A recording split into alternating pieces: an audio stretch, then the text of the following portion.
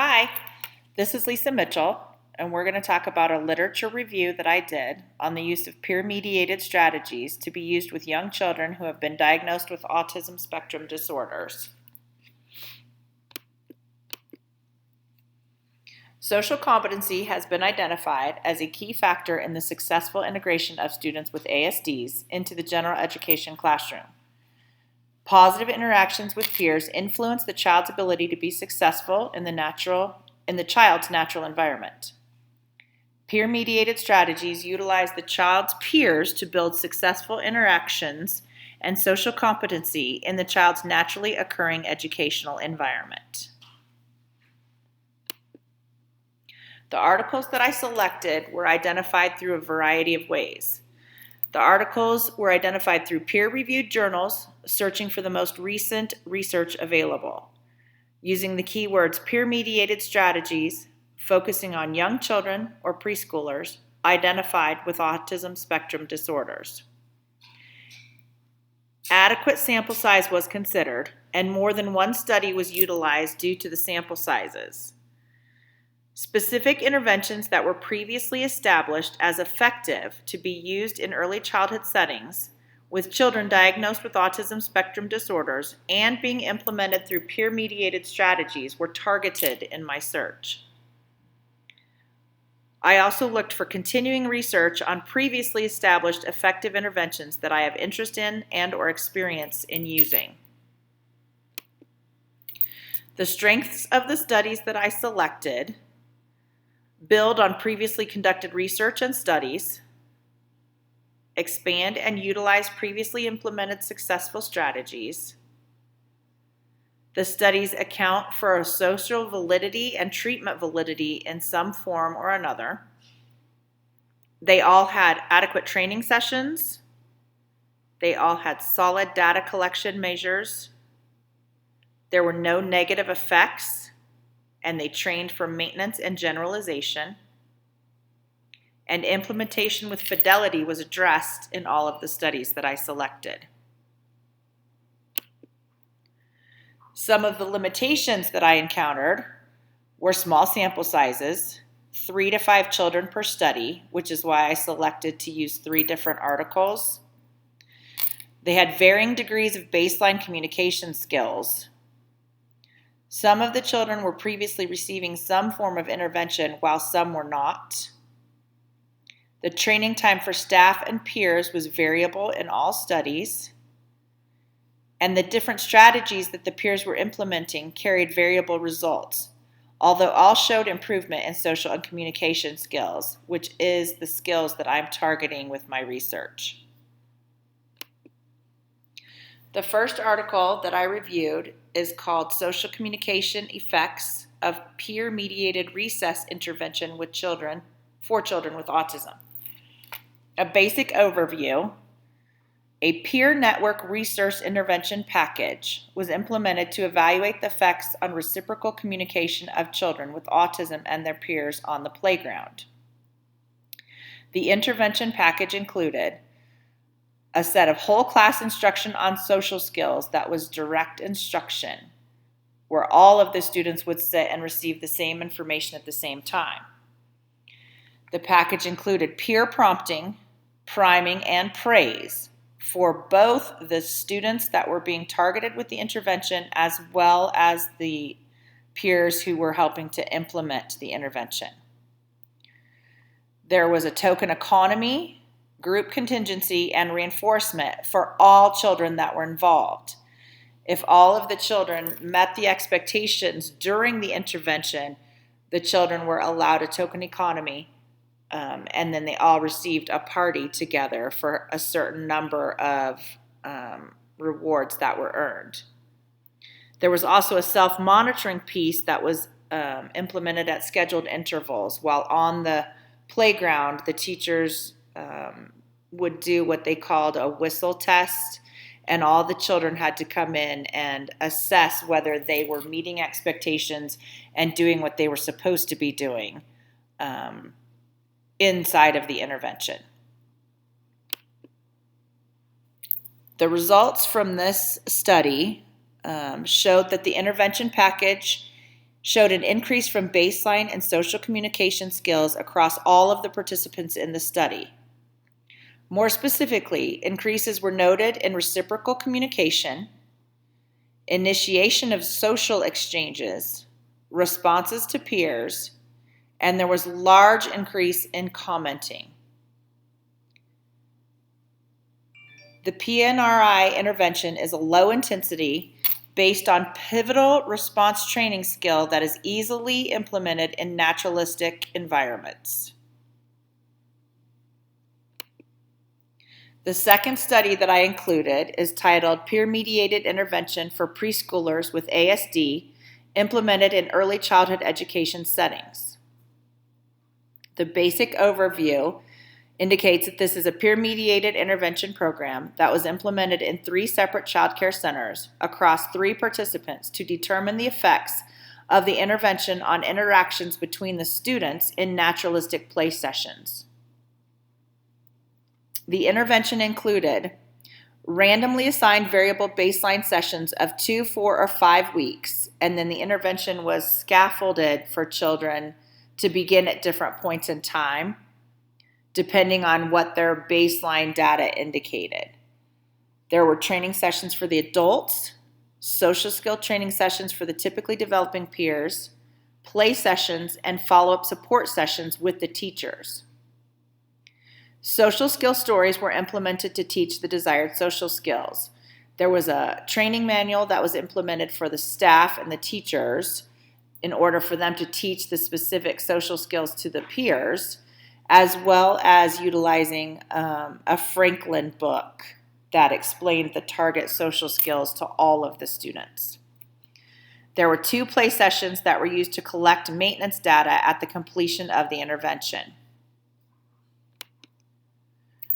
Results of this study: data collection indicates that the number and duration of extended interactions between the students and their peers increased with all students.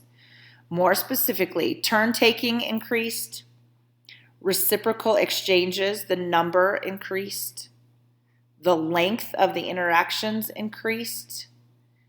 Maintenance tests indicated that the skills continued after completion of the intervention.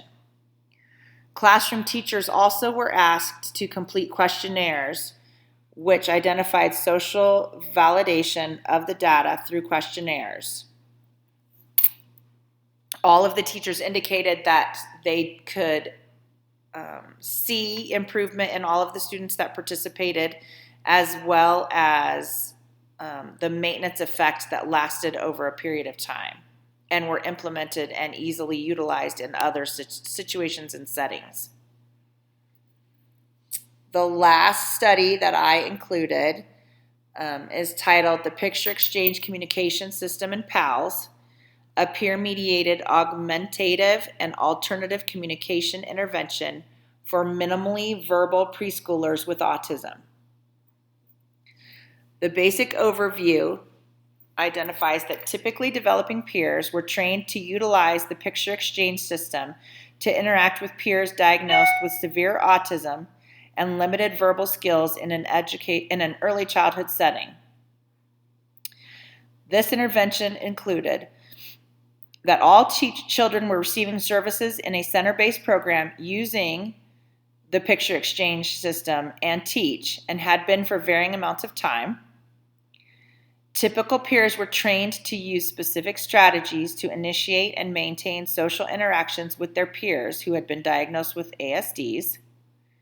And during the intervention, snack time was added as a setting, which significantly increased the exchanges for at least a couple of the students. Results of this study indicate that communication exchanges increased among all participants with the implementation of the peers utilizing the picture exchange system with the students. More specifically, requesting behaviors increased. The addition of snack time as a setting rapidly increased the number of exchanges with the peers for 2 of the participants. Treatment effects were immediately observable, and the training time was concerned for this particular study because the students had already been exposed to the picture exchange system with adults. So they're unclear as to how long it would take if the children had not already previously been exposed to the picture exchange system.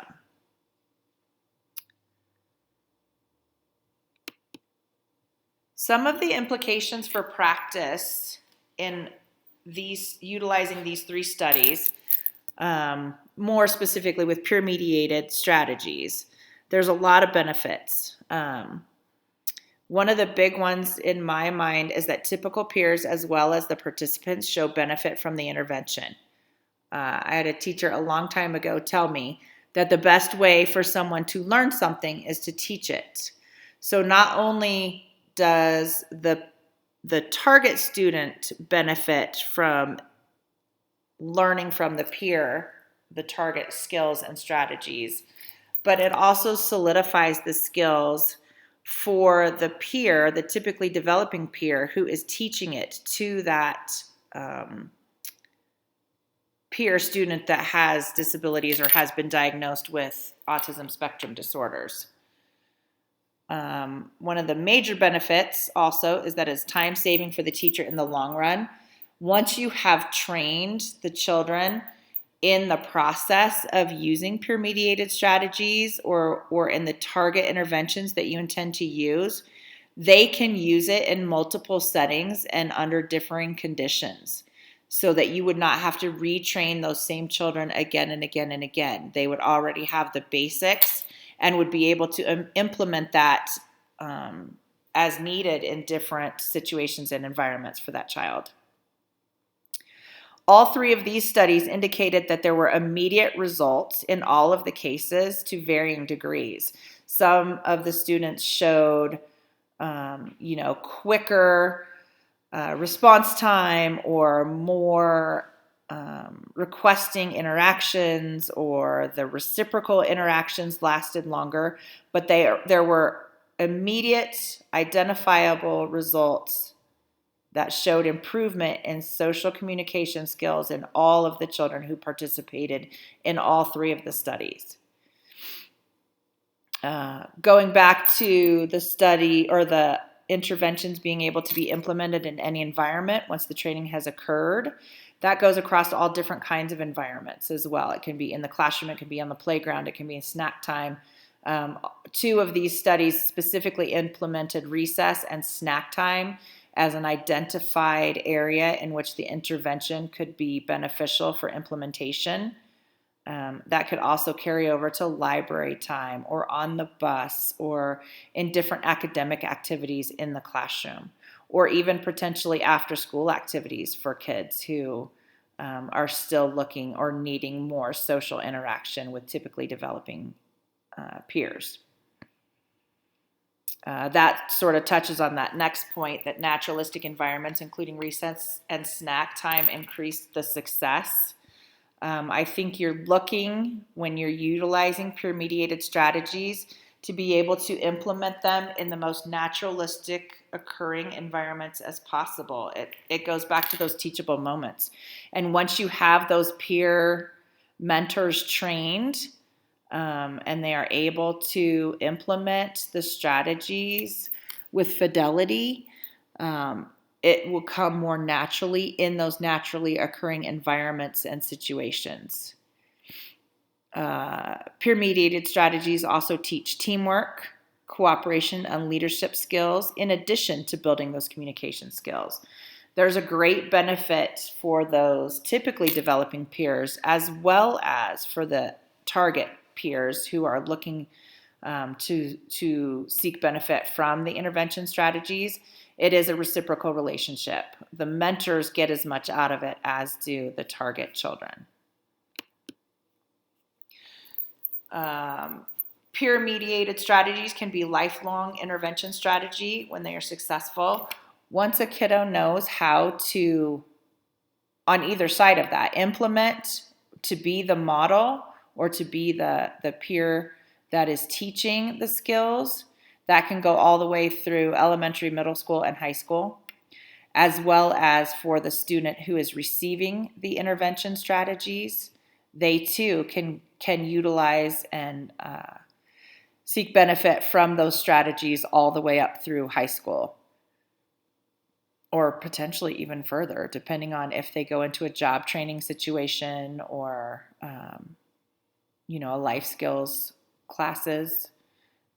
Peer-mediated strategies could be implemented in all of those kinds of environments and settings. One of the best benefits to implementation of peer-mediated strategies is this next one. You can utilize them with many different established intervention strategies. One of the ones that was addressed in one of the articles was pivotal response training. You can utilize it with modeling, video modeling. We talked about the picture exchange program, prompting, antecedent schedules, story-based, etc. All different kinds of interventions can be utilized through peer mentoring. Once you've got the target skills established and the process established, teaching a peer to implement those strategies can be equally as effective as having an adult or a teacher. Regular access to typical peers has been identified as one of the key points to success for children with ASD in their classrooms. I think that was identified in the national study that we all went through for early intervention strategies.